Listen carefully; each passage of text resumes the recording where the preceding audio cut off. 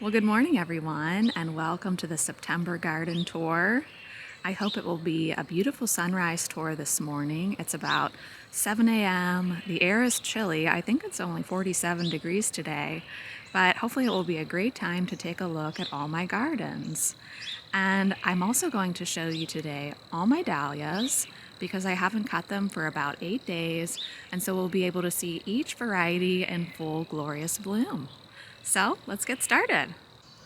So here we are at the entrance to the garden. This is the area that I like to call the main flower walk, although I suppose this time of year it's more like the main foliage walk. You can see there on the left of your screen I have the summer wine 9 bark that just weeps beautifully over the fence. This entrance is lined with Burgarten sage, and I just love that silvery blue color. And then we have 2 dwarf Alberta spruces flanking the entrance, and a limelight hydrangea that is just looking gorgeous with its fall color. So come on in, my friends. Here along the fence, I'm growing some cup and saucer vine, and you can see something is eating on this cup and saucer vine, but that's all right. I'll enjoy each bloom as they come. Now right here we have a dahlia that I grew from seed, and it was so much fun because I posted a picture of this on Instagram recently saying, what would you name this dahlia? And there were some great suggestions. I think someone said Razzle Dazzle, someone said Hawaiian Sunset. I thought that was really appropriate. And someone said Grace's Glory. And you know, anything named after Grace, I'm gonna be on board with. But that's a great one that's grown from seed. Now before we go down the main flower walk, let me show you a dahlia that's right behind us that I also grew from seed. So where we are right now is behind the wishing well where I have some bird feeders. You probably don't normally see this, but this is where we have some black raspberries back here behind me. But here's another dahlia I grew from seed, and I'd love to hear what you think about names for this beauty. It's a beautiful pink, and it even has a bit of orange streaking along the petals. So just glorious, and this one has just started to bloom. So now that we saw that, why don't we go ahead through the jungle and head down the main flower walk. So the Mexican bush sage is finally in full glorious bloom, and it will bloom out some more all month. And my intention with this Mexican bush sage this year is to harvest it all for my dried flower Christmas tree. I did film the dried flower Christmas tree for you last year, and it was very colorful. It was really the most colorful one I've ever done. I normally do more muted tones, and what I'm going to do is go back to more muted tones this year, but with the addition of purple. So we're going to go with silvers, blues, whites, and all this beautiful Mexican bush sage. And if you've never grown this before, it dries true to form, true to volume. It doesn't really lose any volume in the drying process, so I just love it. So as we go down the path, you can see that I have mahogany splendor hibiscus on either side of us. I just absolutely love growing this because it costs next to nothing and it gives you so much back in return. So you just grow this from seeds. A lot of people use it for cut foliage. I like to use it for that, but I also like to use it just to see if I want kind of a red or purple foliage shrub in a certain area. That way you're not making that big investment, and you know, maybe you're not sure if it's going to look right. A few cents, you can grow mahogany splendor hibiscus and say, hey, I really like that, or hey, maybe not so much. Right, bud? What you think, bud? I think he just wants tuna. So back here, I do have some mums from previous years. And the coleus here is called Vino coleus. Really beautiful. It's starting to bloom, and I think I'll go ahead and let it. Now as we round the corner, hopefully you can see the dahlias there in the distance. And down below, I have the black and blue salvia. A true blue color, wouldn't you say? I just love it. The hummingbird loves it. The bees love it. And you know what, guys? I think I have a baby hummingbird here.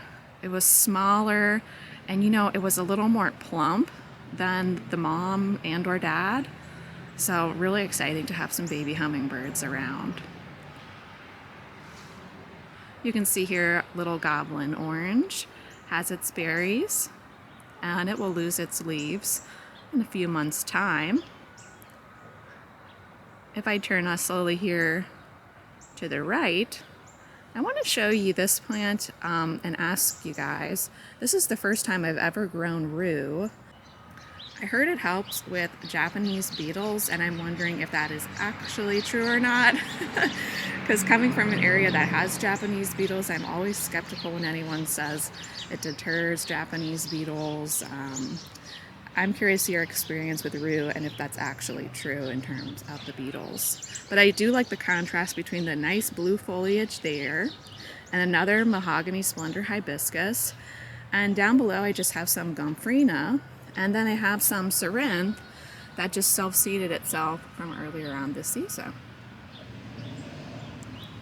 So that's pretty much it for this area, because back behind here we get a little bit wild with things like goldenrod and asters, which I just let grow. They actually flowed in from my neighbor's wildflower meadow, and I'm really thankful for that. They make great cuts, and they're great for all our native pollinators. So we'll keep heading down the main flower walk, and we'll revisit the hydrangea garden in a second. I want to zoom in, or at least try to zoom in, on the Jewels of Opar, because I just think this is a fabulous flower, and I think it's completely underrated and underused. Look at the bloom.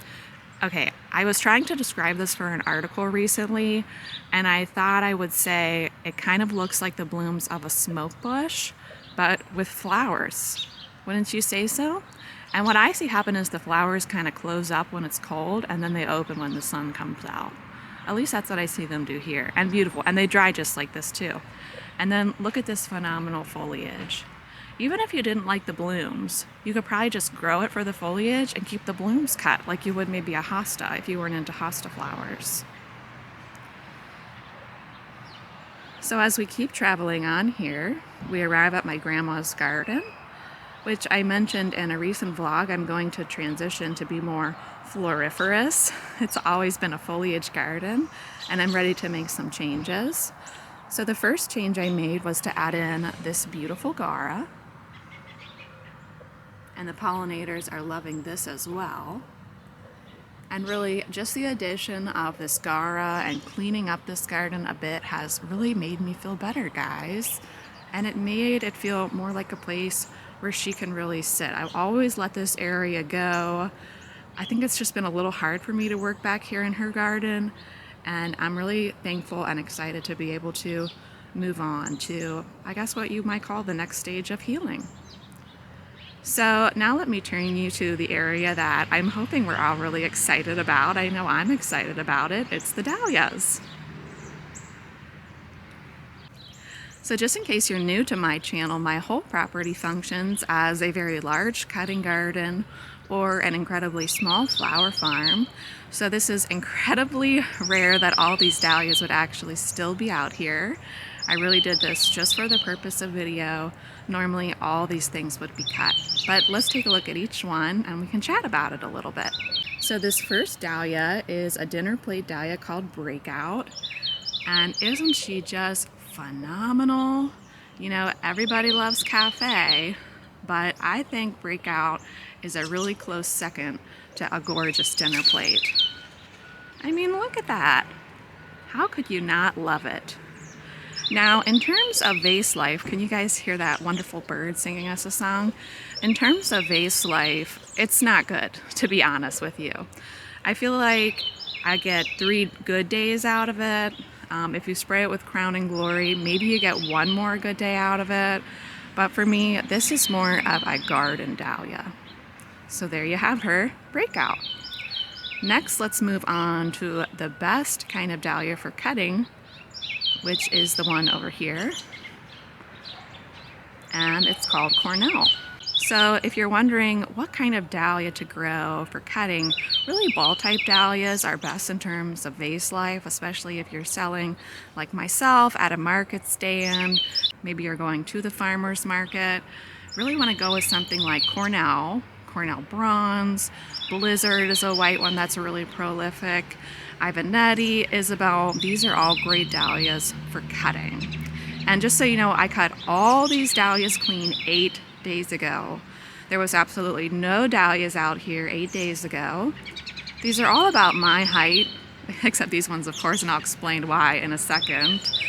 But just so you get a sense of what you're looking at, since I'm not standing right next to them.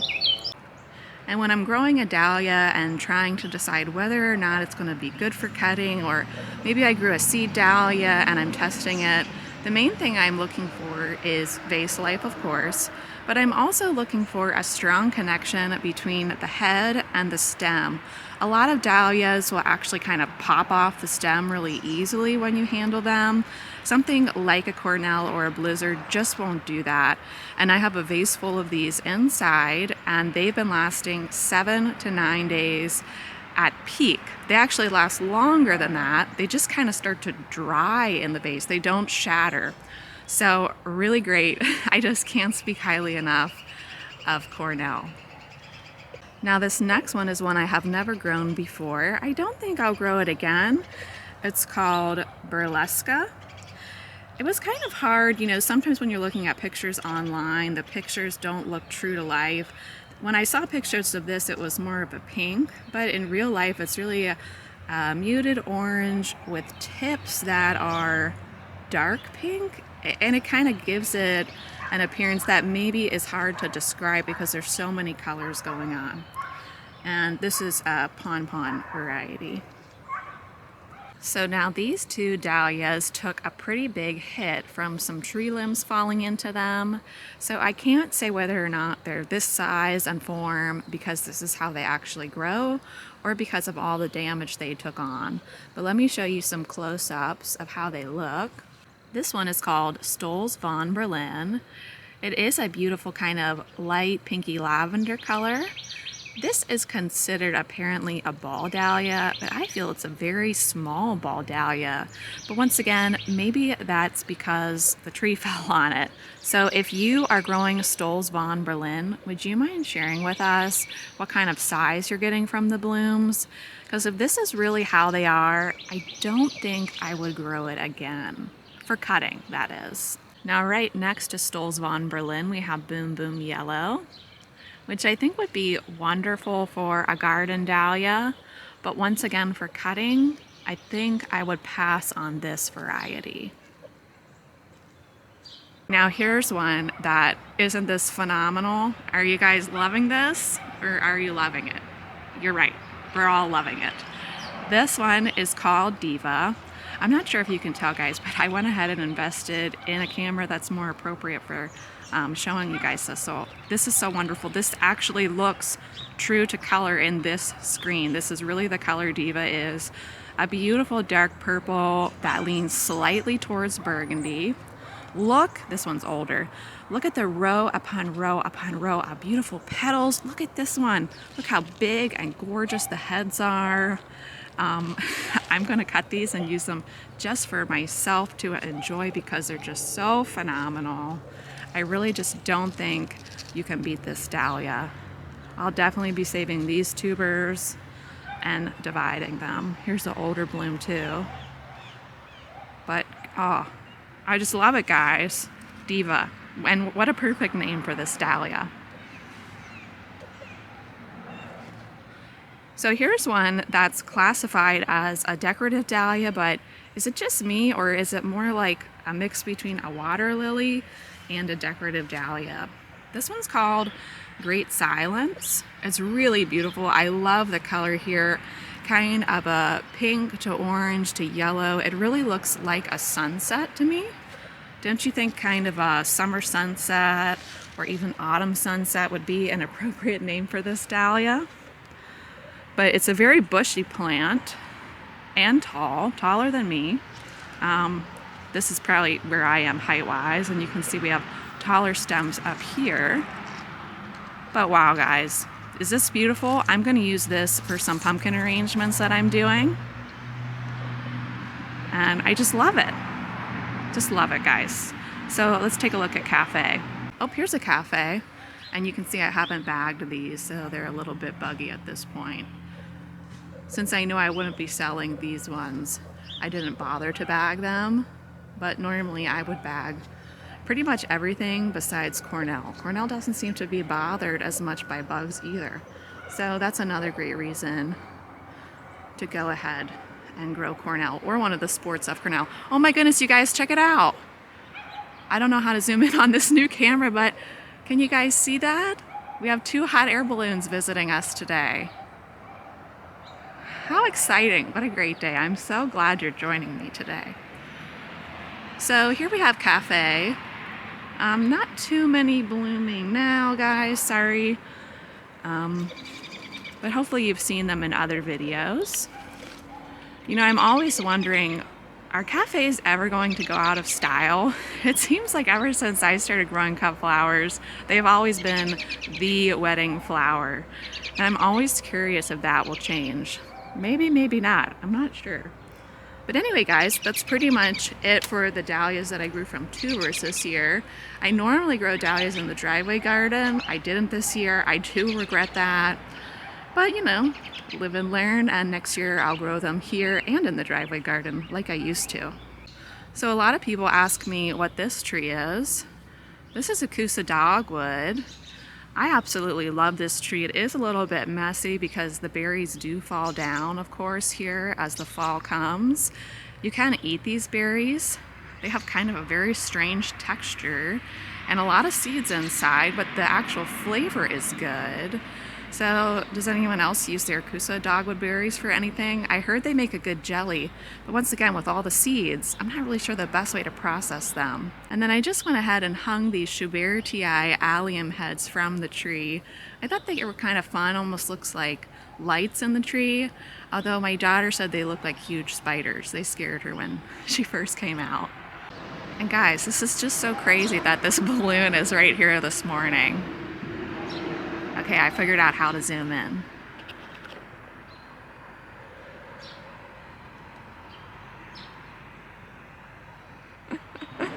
You think they can see us up there? Maybe they're admiring the dahlias.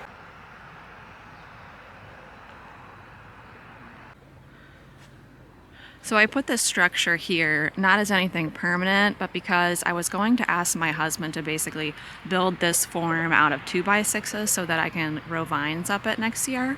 So that's why you're seeing that bamboo. So here we are at the hydrangea garden, and the hydrangea garden comes right off of the other entrance to the back of our property. And this is where I have all of my smooth and panicle hydrangeas. Well, not all of them, but basically that's the varieties that I have over here. And some people were asking me what happened to the mountain and big leaf hydrangeas that were over here last year. I just put them over in Grace's garden because that's going to be more of an area where I want blue hydrangeas, but they're still here. So this hydrangea is Limetta, and I really like that one. A lot of these have been cut for a project that I want to do.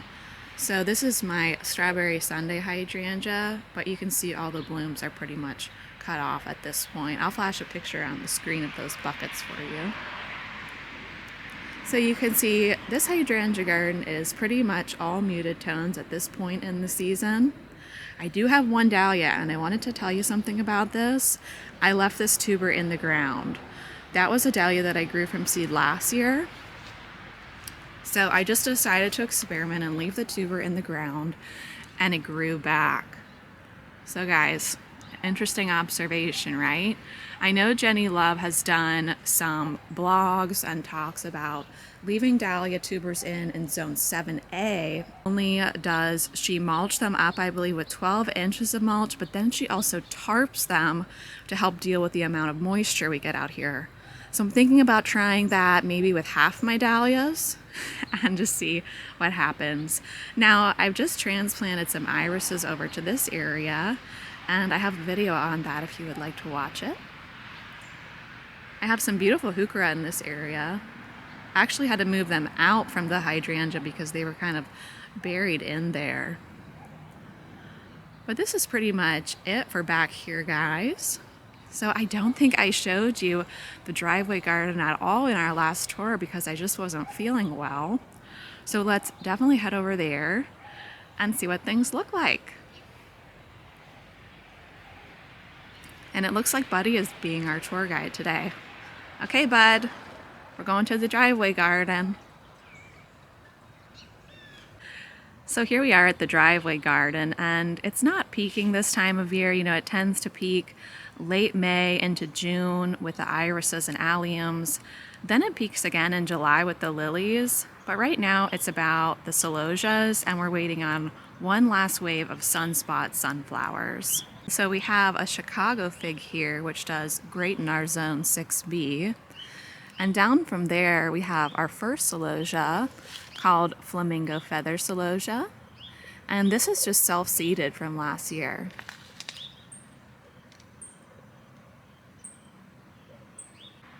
So moving on from the Flamingo Feather celosia, you can see here in the background, I do have some Foxy Foxglove still putting on blooms. And then there on the left of your screen, we have a shrub that I really love and is definitely underused in gardens. This is Abelia, and Abelia lasts absolutely forever, not in the vase, but just sitting around out of water on the table.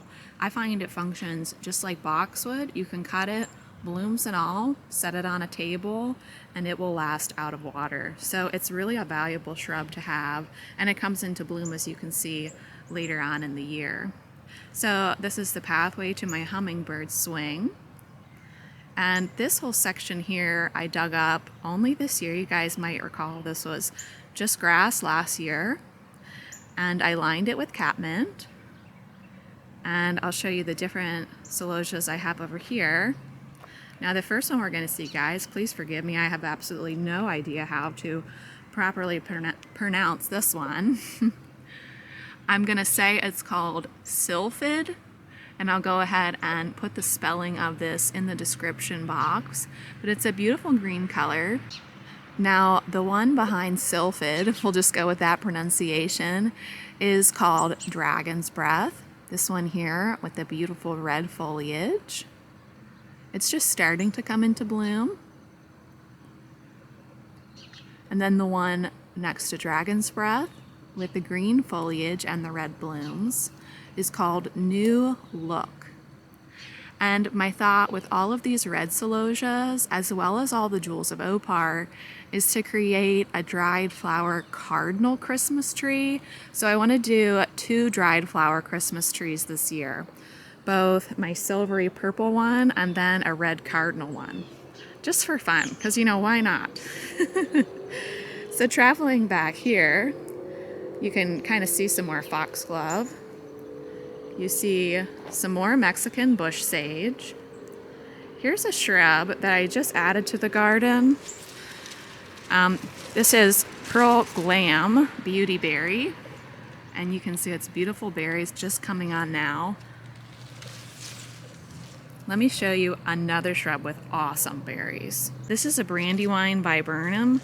Its leaves remind me of a magnolia, but check out these berries. I got this on clearance last year at Lowe's, and it wasn't, you know, in bloom yet. It didn't have any berries, but is that phenomenal or what, you guys? This is really my favorite shrub in terms of berries. And I have to tell you something, and this might just be me, guys. Let me know your thoughts. I have never seen this look good in a nursery can. And even the first fall I had it, you know, like I said, it didn't have any berries. So I've been waiting a whole year to see this, and it was completely worth it, you guys. You just can't beat it. You just can't. Now, up the post here where I have our birdhouse, I have purple hyacinth bean vine. And it's made its way all the way to the top. And if we look down below, I have put in another 9 bark This is Summer Wine Black, and hopefully you can really see the difference there between a brand new Summer Wine 9 bark. You see it really just has an upright structure at this point. It's not weeping yet like the one at my entrance. So I suppose that's pretty much it for what's going on here in the driveway garden. I guess you could say it's really just about the celosias for drying and the Mexican bush sage. And then we'll just cross our fingers that those 48 sunspot sunflowers I planted will have time to bloom for Halloween. We'll see. So I think the only garden we haven't seen yet is Gracie's garden, which is here to the left as you enter the garden through this gate. So this is a brand new garden that I created this year. I didn't really film creating this garden just because I'm taking divisions of things I already have or moving things around. So this is a complete shade garden, full shade over here. So I just put in some divisions of hostas that I had, some beautiful lamium. The lime colored foliage here you see is a Sun King Aurelia. I got this pot from my neighbor and I put a Tough Stuff Aha hydrangea in it. There used to be an apple tree right here, and you guys know our property was just crowded with fruit trees and all kinds of trees really. So it's just sitting there on a stump. So it's just very repetitive here, and that's what I'm going for. We have big leaf hydrangeas and mountain hydrangeas, along with the lime colored foliage and the lamium. But really primarily just a foliage shade garden over here. And I call this Grace's garden because first of all, I love Grace. What would I do without the joy she brings to my life? But because really I found this Labrador statue at Lowe's, and that's just kind of where I started with this garden, was with this statue. But some people had asked where my big leaf and mountain hydrangeas had gone to, and they're all over here in Grace's garden now. Well everyone, I want to thank you so much for hanging out with me today. I think that brings us to the end of the tour. I think I've pretty much shown you most of what my garden has to offer. I'll do an update on the front garden later in October because we're having our roof replaced in 2 days, and I really had to kind of clear out that front garden so that the guys could do the work that they needed to do.